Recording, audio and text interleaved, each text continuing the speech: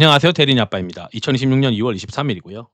오늘 이제 데이터를 보니까 피어 앵그리드 오실레이터라고 하는 제 데이터가 과열 구간에서 이제 둔화되기 시작했어요. 그래서 '현금 비중을 좀 늘려야 하지 않나.' 이런 생각을 가지고 있고, 제가 우려하고 있는 것들이 어떤 것들인지 좀 다 같이 이야기를 해 보고자 영상을 준비했습니다.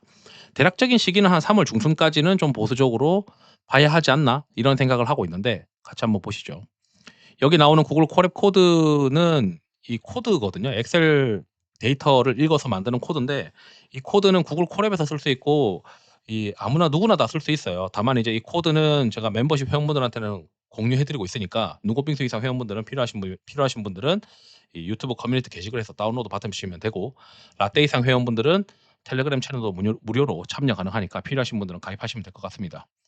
그리고 이제 보시면 대략적인 기간이 있어요. 떨어지는 기간, 올라가는 기간, 떨어지는 기간, 올라가는 기간. 특히 코스닥도 엄청 잘 맞는데, 올라가는 기간, 떨어지는 기간, 상승하는 기간, 떨어지는 기간이 있어요. 그러면 보통 이제 이게 한 보름 단위로 이제 오르락내리락 하는 경향이 있더라고요. 무조건 그 기간이 맞다라고 볼 수는 없지만. 그럼 지금부터 꺾인다라고 하면은 대략 한 3월 중순 정도까지 우리가 좀 열어 놓고 있어야 된다라고 이제 생각을 하고 있습니다.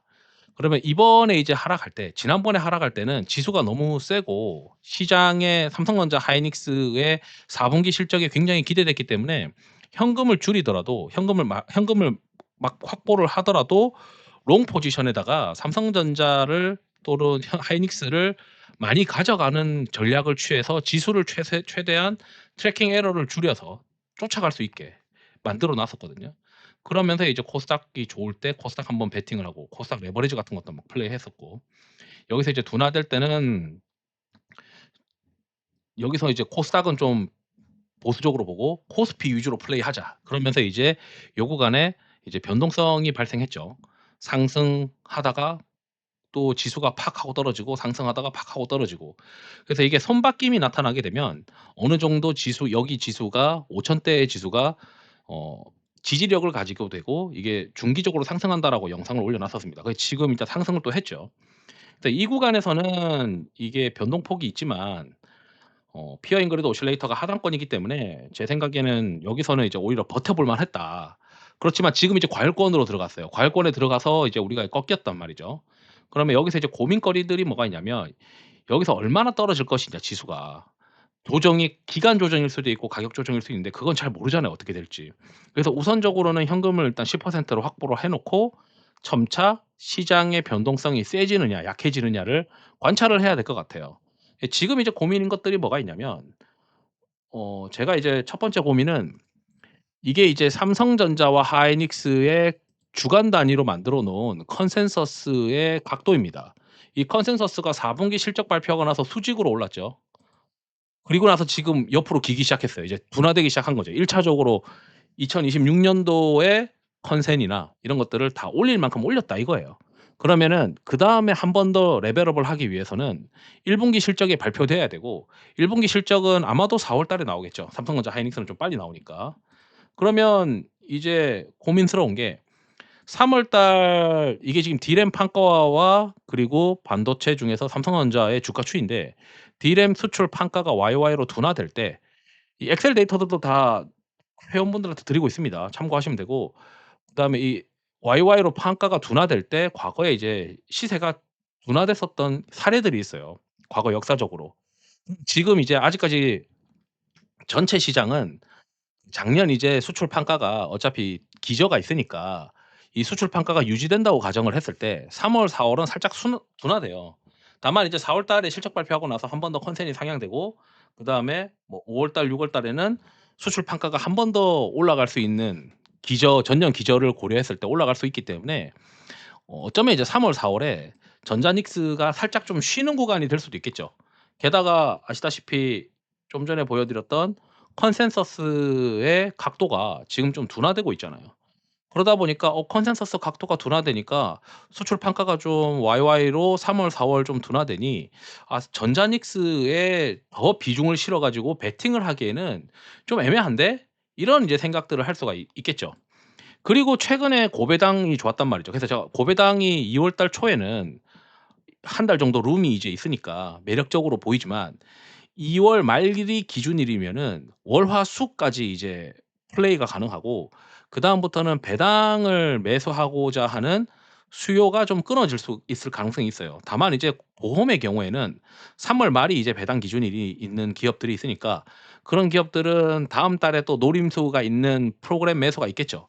그렇지만 전반적으로 은행이나 증권 쪽의 배당 기준일 그리고 상법 개정 이벤트 이런 것들이 다 2월 말 3월 초에 다 끝나기 때문에 1 차적으로 수급의 흐름이 방향이 바뀌거나 수급의 힘이 배당을 막 먹으려고 했었던 그런 수요가 쪼끔 둔화될 가능성이 있다는 거죠.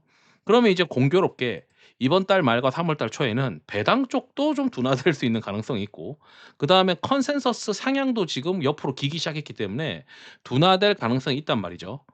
그래서 이제 그 와중에 지금 피어 앤 그리드 오실레이터는 과열권에 들어갔으니까 지금부터 그래서 제가 한 1주 전에는 삼성전자 하이닉스를 시가총액 비중으로 붙이겠다. 더 이상 이제 오버웨이트 하지 않겠다. 그리고 지금은 저는 삼성전자는 거의 다 없애고 하이닉스 위주로만 붙여 놨거든요. 왜냐하면 하이닉스가 ADR 관련해서 이벤트가 있지 않겠냐, 이번 달 말에. 이제 그런 정도로만 지금 하고 있지 일단 전체적으로 "현금 비중을 쪼끔씩은 고민해 봐야 될 시기가 들어왔다."라고 이제 말씀드리고 싶고 그게 컨센데이터도 그렇고 그다음에 "배당이라고 하는 수급이 쪼끔 둔화될 수 있는 시기다."라고 이제 말씀드리고 싶고 그다음에 불확실성한 것들을 막 체크해 봐야 될 거 아니에요. 지금 미국이랑 이란이랑 한판 붙을 것 같은데 이게 확실하진 않은지 모르죠. 근데 어쨌든 불확실성이 있기 때문에 3월 달에 이게 대님 아니에 대한 이야기가 계속 나올 가능성이 있고 그게 '지수의 상방을 좀 틀어막지 않겠냐.' 이런 이제 우려가 저는 좀 있습니다. 그다음에 어 아시다시피 3월 달에는 그 청문회가 있어요. 케빈 워시의 청문회에 따라서 시장 금리와 글로벌 증시 변동성이 또 확대될 수가 있을 가능성이 있고 이게 뭔가 불확실성이 있으면은 TGA 잔고나 이런 게 내려오면서 방어를 해 주면 되는데 아시다시피 이 TGA 잔고는 재무부 계획상에 5월 달부터 방출이 된단 말이죠. 그래서 지금은 여기에 유동성을 기대해 볼 만한 게 없어요.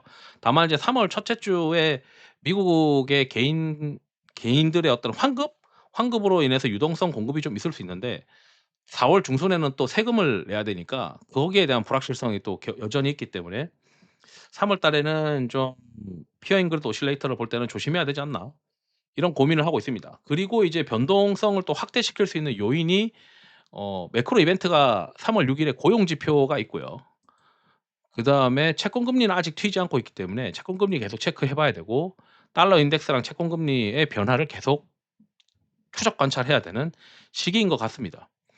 그리고 이제 3월 중순까지라고 보고 있는 이유가 피어 앵그리드 오실레이터가 이제 과열권이 해소돼서 과매도권으로 들어가는 시기가 대략적으로 한 3월 중순이면 3월 중순쯤 되면 우리가 생각해 보면 케빈 러시의 청문회도 끝날 것이고 어쩌면 전쟁에 대한 어떤 불확실성도 뭐 싸웠든 말든 아니면 싸웠으면 싸운 걸로 끝난 거고 아니면은 싸우지 않으면은 화해한 걸로 불확실성이 해소되고 그런 불확실성이 좀 해소될 수도 있을 것 같고 그다음에 연준의 금리 결정에 대한 금리 동결에 대한 그런 주가 프라이싱도 가격 반영이 한 3월 중순이면 대부분 다 반영될 것 같거든요.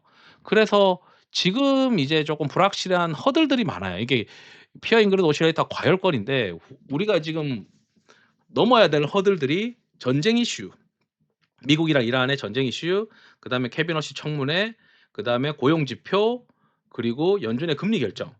여기에 따른 어떤 불확실성들이 주가가 좀 반영이 되면 예를 들어 뭐 한 3월 첫째 주 지나서 한 둘째 주쯤 됐다고 생각해 봅시다. 그러면은 캐비닛이 청문회도 어느 정도 막 불확실성이 주가에 다 반영되고 그다음에 전쟁에 대한 주가도 어느 정도 다 반영이 되고 그다음에 연준의 금리 결정에서 뭐 금리 결정이 뭐 동결이든 금리가 올라가기 힘든 그런 구조가 어느 정도 또 반영이 되고 이렇게 또 반영이 되고 나면은 그때부터는 다시 더 나빠질 것들이 당장 리스크가 안 보이니까 주식을 좀 매수해 볼 수 있는 그런 시기가 아니겠나 이런 생각을 하고 있습니다. 그렇기 때문에 그 한국의 그리고 국내 기업들의 4 분기 실적이 반영된 연간 사업 보고서 제출 그리고 주주총회 요런 것들도 아마 3월 말에 다 있는데 그러면 3월 중순 정도 지나고 나면은 이제 주주총회 하겠죠. 주주총회 하고 나면은 또 이제 기업들의 2026 년도에 대한 우리의 어떤 생각, 대표이사의 생각 뭐 이런 것들이 이제 시장에 나오면서 또 모멘텀으로 작동할 수 있으니까 아마 3월 중순 정도가 가장 불확실성이 해소되고 3월 중순 지나고 나면은 주주총회와 그리고 연간 사업 계획이나 이런 것들이 시장에 노출이 되면서 또 이제 한번 주가가 갈 수 있는 시기가 되지 않을까 이런 이제 생각을 하고 있습니다. 근데 이제 다만 요 구간 여기서 이제 이렇게 내려 다시 한번 전저점까지 내려와야 되는 이 구간이 파랑색이 내려와야 되는 구간이 그 기간이 한 보름 정도 될 것 같기 때문에 이 구간에서는 뭐 신용을 쓰지 않고 그리고 현금을 쪼끔 확보해 놓고 시장을 대응하는 게 어떻겠냐 이런 이야기를 하고 싶어 가지고 영상을 준비했습니다. 그래서 저도 이제 현재 현금 비중을 한 10% 정도 확보를 했고요. 이제부터는 관찰하면서 '현금 비중을 더 늘릴지 말지를 고민할 시기인 것 같다.'라고 말씀드리면서 영상을 마치도록 하겠습니다. 투자에 도움 되시길 바랍니다. 감사합니다.